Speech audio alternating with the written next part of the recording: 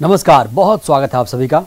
वक्त शहर के संग्राम का है और आज बात होगी नगर निगम और नगर पालिका के आरक्षण की। साथ ही बात होगी उन दावे और वादों की जो होते होते हर बार रह जाते हैं, लेकिन पूरे होने का उन्हें आज भी इंतजार है। तो आइए शुरू करते हैं शहर का संग्राम।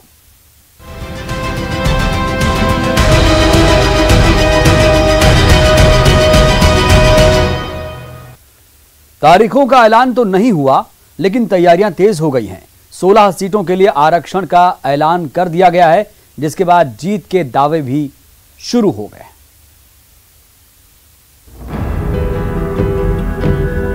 मध्य प्रदेश में नगरीय निकाय चुनावों की तारीखों का ऐलान भले ही ना हुआ हो, लेकिन आरक्षण का ऐलान जरूर कर दिया गया है।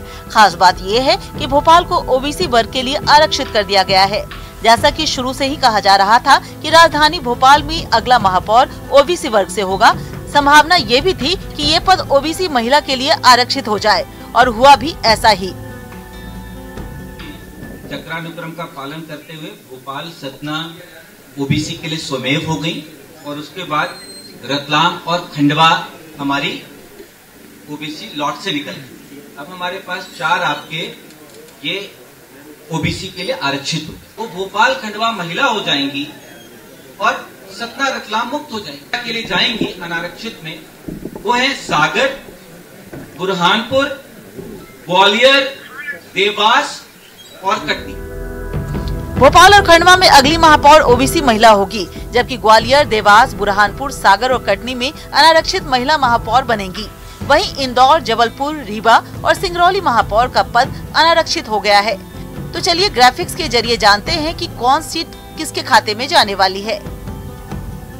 इंदौर सामान्य, जबलपुर सामान्य, रीवा सामान्य, सिंगरौली सामान्य, ग्वालियर महिला सामान्य, देवास महिला सामान्य, बुरहानपुर महिला सामान्य, सागर महिला सामान्य, कटनी महिला सामान्य, भोपाल महिला ओबीसी ग्रुप, खंडवा महिला OBC group, Ratlam OBC, Satna OBC, Ujjain SC, Morena महिला एससी, छिंदवाड़ा एसटी।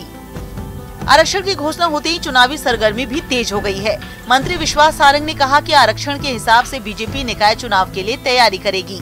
वहीं कांग्रेस विधायक कुणाल चौधरी का कहना है कि कांग्रेस निकाय चुनाव के लिए पूरी तैयारी कर रही है। देखिए, स्पष्ट है कि मध्य प्रदेश में नगरीय निकाय की तैयारी हो चुकी है। नगरीय निकायों के अंदर हम लोग भी तैयारी करेंगे और स्पष्ट रूप से मध्य प्रदेश की जनता से आग्रह करेंगे कि जिस प्रकार से जनता ने जनादेश कांग्रेस को 2018 में दिया था, वापस जनता जनादेश दे। और नगर की सरकार कैसे चलती है, बेहतर नगरों की व्यवस्था कैसे होगी, कैसे नगरीय निकाय की व्यवस्था सुधारेंगे, इसके ऊपर कांग्रेस पार्टी काम करेगी। आरक्षण की घोषणा हो गई है, अब इंतजार तारीखों के ऐलान का है। संभावना जताई जा रही है कि 15 दिसंबर के बाद इसका भी ऐलान हो जाएगा। भोपाल से न्यूज़ 18 के लिए रंजना दुबे की रिपोर्ट। तो चुनाव की तारीखों का अभी भी इंतजार है, जल्द ही इसके ऐलान की भी उम्मीद है। इधर नगर निगम के बाद नगर पालिका के लिए भी आरक्षण का ऐलान कर दिया गया है। चुनावों की तारीख का ऐलान भले ही ना हुआ हो, लेकिन चुनाव आयोग ने अपनी तैयारी लगभग पूरी कर ली है। नगर निगम में मेयर पद के बाद मध्य प्रदेश की 53 नगर पालिका में भी आरक्षण का ऐलान कर दिया गया है। तो चलिए जानते हैं नगर पालिका के लिए आरक्षित सीटों के नाम। सामान्य महिला वर्ग के लिए नगर पालिका ने जो आरक्षित किया है, उसमें बैतूल, विदिशा, राजगढ़, पिपरिया, गढ़ाकोटा, पन्ना, खरगोन, बालाघाट, नैनपुर, धनपुरी, महिदपुर, शिवपुरी, बैरसिया, मुल्ताई, देवरी, दतिया, गुना, बारासिवनी, चौरई, सौसर, अमरवाड़ा, करेली, नीमच, अंबाह, मंडीदीप, सुजालपुर हैं। वहीं ओबीसी वर्ग से मुक्त नगरपालिका में शामिल हैं सबलगढ़, शहडोल, सिरोंज, मैहर, सिवनी, मंडला, रहली, इटारसी, पनागर, जुन्नारदेव, राघोगढ़, मनावर। वहीं नगरपालिका के लिए अनारक्षित सीटों में नाम है सारंगपुर, सिवनी मालवा, बेगमगंज, टीकमगढ़, नौगांव, पोरसा, अशोकनगर, डोंगर पारसिया, कोतमा, सिहोरा, पसान, सीधी, बड़नगर, गंज बसौदा, नरसिंहगढ़, सीहोर, पीथमपुर, बड़वा, सेंधवा, नरसिंहपुर, आगर, शाजापुर, दमोह, खाचरोद, उमरिया, गाडरवारा और अनूपपुर हैं। वहीं एससी महिला के लिए आरक्षित नगरपालिकाओं में नाम है खुरई, सारनी, गोहद, दमुआ, गोटेगांव, नागदा, भिंड और हटाका। वहीं एसटी महिला के लिए आरक्षित सीटों में अलीराजपुर, बड़वानी और बिजरुई हैं। वहीं एससी के लिए आरक्षित नगरपालिका में मकरोनिया, डबरा, आमला, चंदेरी, बीना, लाहार, महाराजपुर हैं। आरक्षण की घोषणा हो गई है, बस तारीखों का ऐलान बाकी है। तैयारी पूरी है, बस चुनाव बाकी है। भोपाल से न्यूज़ 18 के लिए रंजना दुबे की रिपोर्ट। तो सीट अनारक्षित हो गई है और दरवाजे सभी के लिए खुल गए हैं। एक और उपचुनाव में जीत का जोश है तो फेहरिस्त भी लंबी है, दावे भी हैं, वादे भी हैं और चुनौती भी भरपूर है।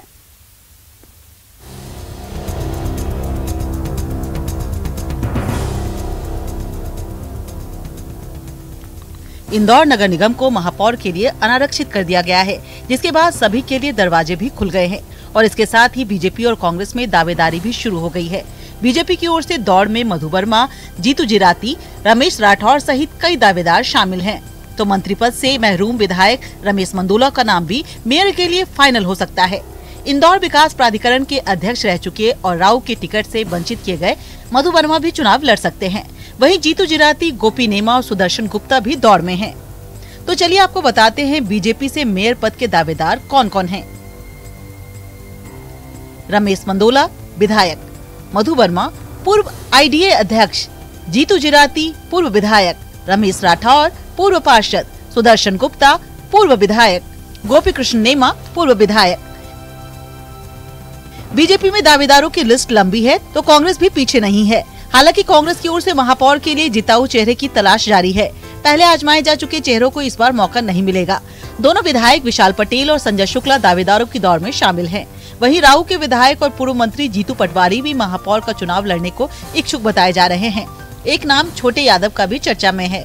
हालांकि कांग्रेस की ओर से उतने दावेदार अभी मैदान में नहीं हैं, जितने बीजेपी की ओर से हैं। इसलिए बीजेपी को प्रत्याशी चुनने में खासी मशक्कत करनी पड़ेगी, क्योंकि सभी प्रत्याशियों की दावेदारी मजबूत है।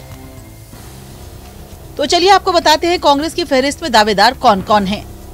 कांग्रेस के मेयर पद के दावेदार हैं जीतू पटवारी विधायक, संजय शुक्ला विधायक, विशाल पटेल विधायक, अश्विनी जोशी पूर्व विधायक, सत्यनारायण पटेल पूर्व विधायक, विनय बाकलीवाल शहर अध्यक्ष, छोटे यादव पूर्व पार्षद, अर्चना जायसवाल प्रदेश उपाध्यक्ष कांग्रेस। बहरहाल बीजेपी और कांग्रेस दोनों की पार्टियों में दावेदारों की लिस्ट लंबी है, लेकिन उपचुनाव में करारी शिकस्त झेलने के बाद कांग्रेस के लिए एक बार फिर चुनौती की घड़ी है। लेकिन बीजेपी की राह भी आसान नहीं है। प्रत्याशियों की दावेदारी तय करने में कड़ी मशक्कत करनी पड़ सकती है। इंदौर से न्यूज़ 18 के लिए अरुण त्रिवेदी की रिपोर्ट। तो निगम में फिर चुनाव की बारी है, वादों में फिर विकास की तैयारी है, जिसका वर्षों से आस है, आज भी जिसकी प्यास है।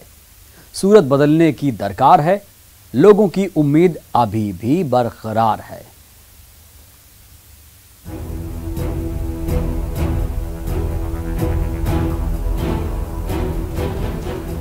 ये सतना जिला है, जिसकी आबादी लगभग 3.25 लाख है और शहर को विकास की आस है।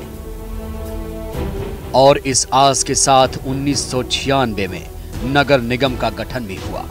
शहर में ऊंची ऊंची इमारतें खड़ी हैं और सड़कों पर दौड़ती भागती जिंदगी। इसी के साथ सब कुछ आगे बढ़ रहा है, लेकिन पीछे छूट रहा यहाँ का विकास, जिसके लिए हर बार दावे किए जाते हैं और उन्हीं दावों के बीच शहर की सरकार भी बनती आ रही है। वादे और दावे लेकर कई सरकारें आईं और गईं, लेकिन शहर को आज भी विकास की दरकार है। देखिए, चुनाव के समय बहुत सारे वादे किए जाते हैं और सतना शहर औद्योगिक क्षेत्र था, लेकिन नगर निगम में ऐसे कोई काम नहीं किए गए हैं।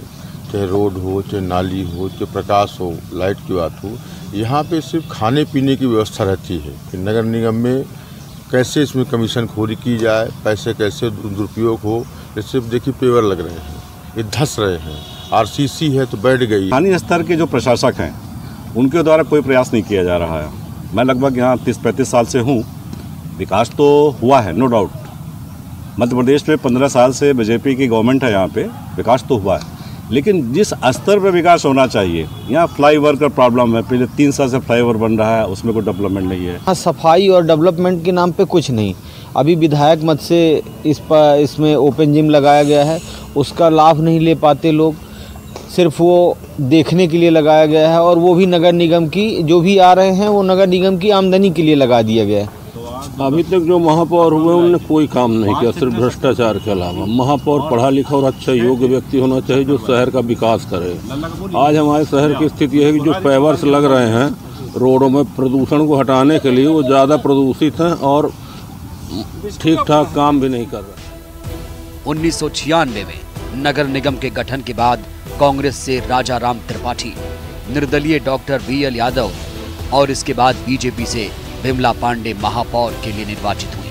विमला पांडे के बाद बसपा के पुष्कर सिंह महापौर बने और फिर 2015 में बीजेपी की ममता पांडे ने निगम की गद्दी संभाली। वक्त दर वक्त सरकारें तो नई बनती गईं, लेकिन शहर ने अपनी नई सूरत नहीं देखी। अब हालात बद से बदतर हो गए हैं। शहर में हो रहे विकास के कार्यों ने लोगों की नाक में दम कर रखा है। 2 साल में पूरे होने वाले काम आज 8 साल में भी पूरे नहीं हो पाए हैं। शहर में 528 किलोमीटर सीवर लाइन बिछनी है, लेकिन 3 साल में 228 किलोमीटर ही हो पाया है। उसने भी कई मापदंड पूरे नहीं किए हैं। स्मार्ट सिटी में शामिल सतना शहर में इन दिनों सड़कों के किनारे पेड़ लगाने का काम चल रहा है, तो उस पर भी नाले के निर्माण से शामत आई हुई है। फ्लाईओवर का काम पिछले 5 सालों से अधूरा पड़ा है। निगम का खजाना खाली हो रहा है और जनता परेशान है। ऐसे में कांग्रेस ने इन्हीं मुद्दों के साथ चुनाव में जाने का ऐलान किया है। फ्लाईओवर है, ये सतना शहर के लिए एक नरक हो गया है, और वहाँ पर से निकलने वाला आदमी ऐसा लगता है कि कहाँ से कौन आकर के भिड़ जाएगा, कुछ समझ में नहीं आता किस उद्देश्य के लिए बनाया है। हमको लगता है कि सिर्फ कमीशन खोरी के लिए शहर के अच्छे खासे बसे हुए बाजार को और उसकी जो बहुमूल्यता थी उसे नष्ट करने का प्रयास किया गया। मुद्दे हैं, चाहे सड़क का मुद्दा देखिए, चाहे रिसीवर लाइन का मुद्दा देखिए, जनता अस्त व्यस्त पड़ी है। चाहे आप उसका मुद्दा देखिए कि गरीबी रेखा में नीचे नाम उनके हैं जिनके 2 बिल्डिंग बनी है।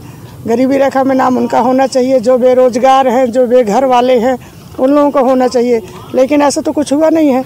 नगर निगम का भ्रष्टाचार इतना समय सीमा पर चढ़ा हुआ है, संपत्ति कर इतना लगा दिया गया है कि आज देखिए कि जहाँ 150 और 200 रुपये लगता था, आज 1800 आ रहा है। तो मुद्दे हैं, नगर निगम की कोई बात ही नहीं है। अति कर दिया है इन भारतीय जनता पार्टी की पूरे प्रतिनिधियों ने। तो हमारे कांग्रेस के लोग इसी सब मुद्दे को लेकर जनता के बीच में जाएंगे और निश्चित तौर पर इस बार कांग्रेस की ओर जनता देख रही है, वार्ड के लोग देख रहे हैं, तो कांग्रेस को सफलता मिलेगी। कांग्रेस सत्तासीन बीजेपी को इस चुनावी समर में घेरने की तैयारी कर रही है। बीजेपी संगठन के दम पर चुनावी वैतरणी पार करने का दम भर रही है। देश भर में चाहे चुनाव छोटा हो चाहे बड़ा, भारतीय जनता पार्टी हमेशा विकास के मुद्दों पर ही चुनाव लड़ती है। सतना नगर निगम का चुनाव हम विकास के मुद्दे पर ही लड़ेंगे और सतना को स्मार्ट सिटी बनाने का, मेडिकल कॉलेज लाने का, चारों तरफ से राष्ट्रीय मार्ग के साथ जोड़ने का और शहर को सौंदर्यीकरण करने का जो काम हम लोगों ने किया है, निरंतर वो काम हमारा चल रहा है। फ्लाईओवर के निर्माण के बाद इसकी ड्राइंग और डिजाइन में कई बार चेंजेस वर्तमान परिस्थितियों को देखते हुए करना पड़ा, और आप समझ सकते हैं जब इतने बड़े प्रोजेक्ट की ड्राइंग और डिज़ाइन चेंज होती है तो थोड़ा सा समय ज़रूर लगता है। मगर मैं आपको बताना चाहता हूं कि 2021 में ये फ्लाईओवर में हम आप सब सतना नगरवासी, सतना जिलावासी इससे अपने आवागमन का साधन बनाएंगे। ऐसी हम लोगों को जानकारी है कि 2021 में ये पूर्णतः चालू हो जाए। बहरहाल कांग्रेस और बीजेपी दोनों दल एक दूसरे पर आरोपों की बौछार कर रहे हैं, मगर जनता खामोश है। सतना नगर निगम में अब तक 5 महापौर चुने गए। 20 साल बाद फिर ये कुर्सी पिछड़ा वर्ग के लिए आरक्षित हुई है। ऐसे में बीजेपी, कांग्रेस और बीएसपी तीनों दल सक्रिय हो गए हैं। शिवेंद्र बघेल, न्यूज 18 सतना।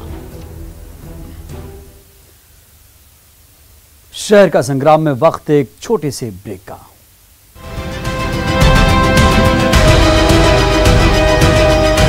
ग्वालियर शहर को चंबल नदी का पानी पिलाने की योजना सपना बनकर रह गई। 20 साल से चंबल नदी से पानी लाने की योजना चुनावी वादों के रूप में सामने आती रही है। लोकसभा चुनाव हो या विधानसभा, इस दौरान सभी पार्टियां चंबल का पानी ग्वालियर शहर को पिलाने का वादा दावा करती हैं, लेकिन चुनाव होते ही सियासतदान ये वादा भूल जाते हैं। देखिए रिपोर्ट।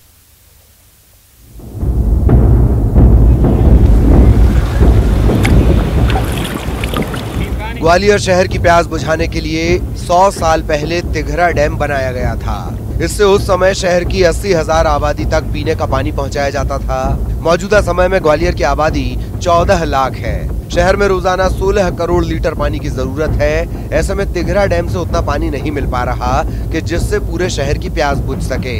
इसके लिए चंबल का पानी शहर में लाना जरूरी है। पिछले 15 सालों से चंबल के पानी को लेकर सियासत जारी है। 2 साल पहले चंबल प्रोजेक्ट बनाया गया था, जिसे साल 2051 की जनसंख्या के हिसाब से तैयार किया गया। उस समय शहर की आबादी लगभग 24.61 लाख होगी। उस समय की आबादी के हिसाब से 466 MLD पानी की जरूरत होगी। इस योजना के तहत 65 किलोमीटर लंबी पाइपलाइन बिछानी थी, लेकिन योजना कागजों में सिमट कर रह गई। निगम चुनाव से पहले बीजेपी सांसद ज्योतिरादित्य सिंधिया ने चंबल प्रोजेक्ट की रफ्तार बढ़ाने का ऐलान किया, तो सिंधिया के इस ऐलान पर कांग्रेस ने पलटवार किया। कांग्रेस का आरोप है कि शहर में चंबल का पानी पिलाने का सपना दिखाकर बीजेपी निगम चुनाव में इसका फायदा उठाना चाहती है। देखिए, विगत उपचुनाव में भी भारतीय जनता पार्टी, इनके केंद्रीय नेतृत्व ने यहाँ पे आके ये जुमलेबाजी की कि वो चंबल से पानी लेकर आएंगे, लेकिन आज देखिए चूंकि NCR से ही बाहर कर दिया है ग्वालियर को, तो अब तो आने की कोई संभावना ही नहीं है, क्योंकि इसमें फंड आवंटन हो नहीं पाएगा। लेकिन आप देखिएगा, जैसे ही निकाय चुनाव आएंगे फिर ये भागीरथी जैसे गंगा लाने की बात कहेंगे। National capital region planning board Delhi ने जुलाई 2018 में नगर निगम का 398.45 करोड़ का चंबल प्रोजेक्ट मंजूर किया था। इस योजना पर 75% खर्च निगम को करना था, तो वहीं इस परियोजना के लिए 25% राशि यानी 100 करोड़ राज्य सरकार की तरफ से देने पर सहमति बनी थी। लेकिन विधानसभा चुनाव आते ही ये प्रोजेक्ट फाइलों में दबा रह गया। पिछले दिनों बीजेपी के सदस्यता अभियान के दौरान बीजेपी सांसद सिंधिया के आग्रह पर सीएम शिवराज ने चंबल से पानी लाने के प्रस्ताव को सैद्धांतिक मंजूरी दे दी थी, लेकिन अब चंबल प्रोजेक्ट का सपना पूरा होता नजर नहीं आ रहा। लेकिन बीजेपी का दावा है कि चंबल का पानी ग्वालियर शहर को मिलेगा। चंबल का प्रोजेक्ट है, उसमें कोई दिक्कत नहीं आए। जो राशि स्वीकृत हो चुकी है पहले, और राशि हमको प्राप्त हो और हम ग्वालियर के लिए पीने के पानी की व्यवस्था चंबल के द्वारा कर सकें। इस पर आधिकारिक तौर पर अभी मैं कुछ नहीं कह सकता, पर निश्चित रूप से हमारी चिंता की बात है कि अगर इस तरह का हुआ है तो उस पर पूरा विचार करना पड़ेगा, ऐसा मेरा मानना है।